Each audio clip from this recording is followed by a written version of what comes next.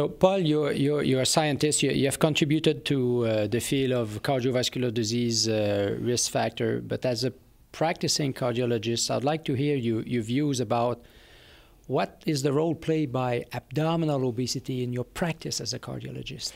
There's a big role. You know, abdominal obesity says it all. The problem is it's not even assessed in the cardiology field. It's not in the file. People are not measured at all, so it's underused. So, in you emphasize that abdominal obesity is not assessed, barely assessed in the practice of a clinical cardiologist, but in your own practice, what do you do? How do you integrate now all the risk associated with abdominal obesity in your own practice as a cardiologist? You know, in the literature, it's pretty clear. This is the risk marker, so I don't weigh people anymore.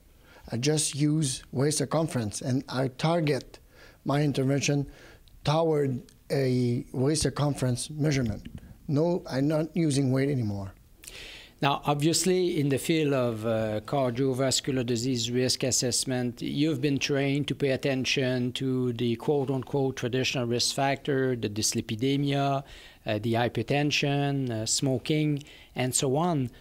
How do you incorporate now the risk of abdominal obesity in your own assessment? We've been refining risk factor for years. So we've been measuring total cholesterol 20 years ago. We've moved to LDL and HDL, and now we're moving to ApoB, ApoA1.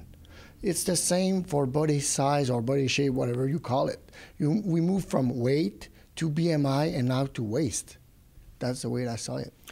Now, obviously, you have convinced us that this is a powerful modifiable risk factor. Having said that, it's a tremendous challenge in clinical practice to make patients lose weight. How do you foresee the future in the field of clinical cardiology if we want to tackle this new emerging risk factor? Yeah, if you put aside weight and you use waist circumference, then your patient will feel that they achieve something when they bottom up their pants and saying, you know, I'm wasting waistline. So this is one thing. The other thing is when you lower the concomitant medication, diabetes pills, hypertension pills, by 1 or 2 centimeters of waistline, then you're in business. So people can see what they achieve aside from weight loss.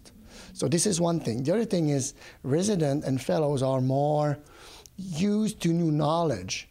It's like going femoral to radial into the cath lab. We've been using radial for years, for 20 years in our place.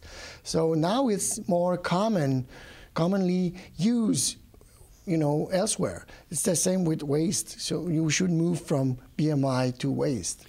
Now, you were one of the principal investigators of a long-term 3-year lifestyle modification program. Could you comment on that study? Yeah, there's a lot of stuff that will come out from that study, but that study shows us that waist loss is better than weight loss, and that's the whole story.